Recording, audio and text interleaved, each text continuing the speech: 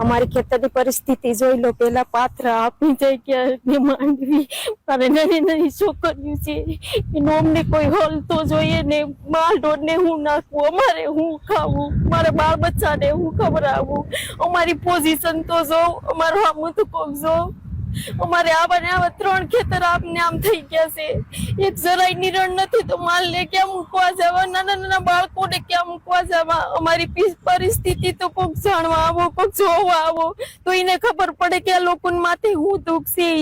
અમારે કાલે તારીખ 28 ના રોજ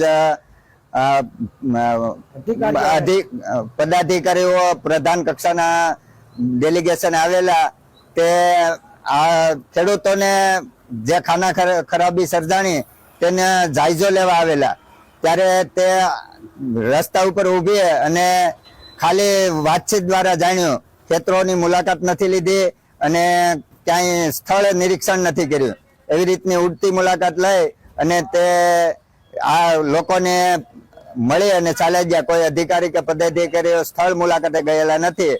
આ 4 દિવસથી વરસાદ સતત ચાલુ છે.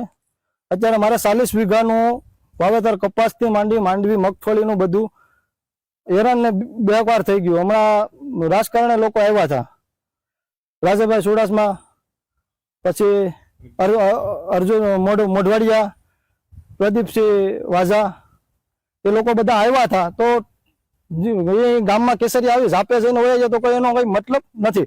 તમે ખેડૂના હેઠે જાઓ તો તમને ખ્યાલ પડે. તમે એમને તમે સ્ટેશનમાં આટા મારીને 4 વ્હીલમાં એસીમાં વયા જાઓ તો એનો કોઈ મતલબ નથી.